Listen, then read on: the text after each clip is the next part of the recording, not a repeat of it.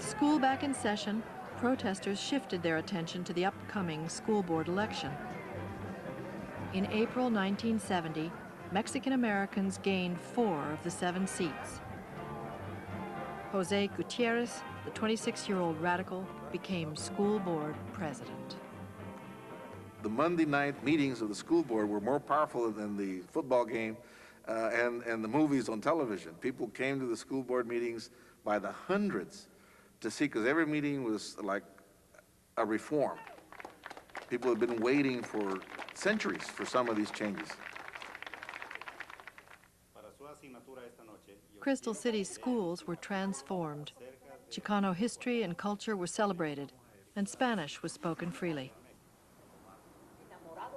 There were Mexican-American teachers, there were principals that were Mexican-Americans, and it was like, wow, you know, we did all this and we were right.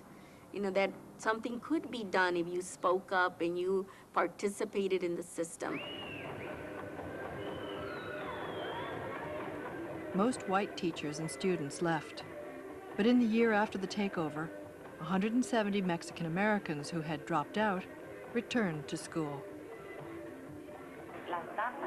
You call that what it is. Okay? Okay, what's P-O-P? Pop.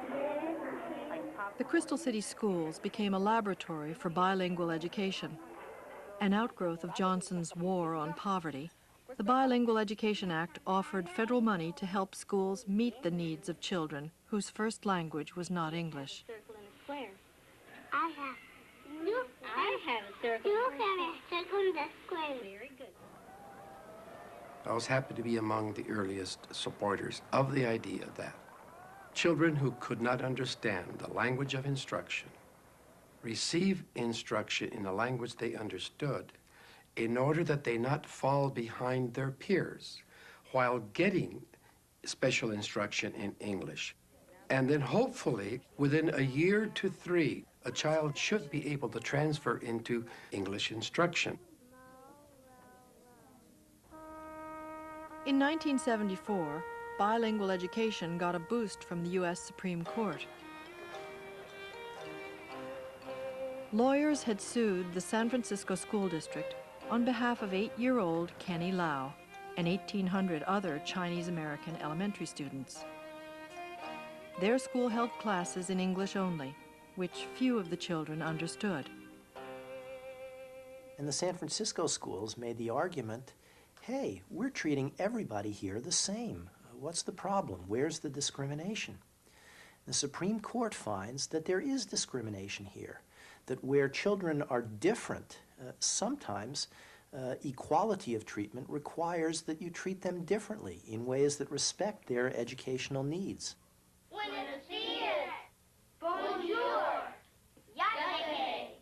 In 1974, the federal government published new teaching materials in nearly 70 languages and allocated $68 million for bilingual programs.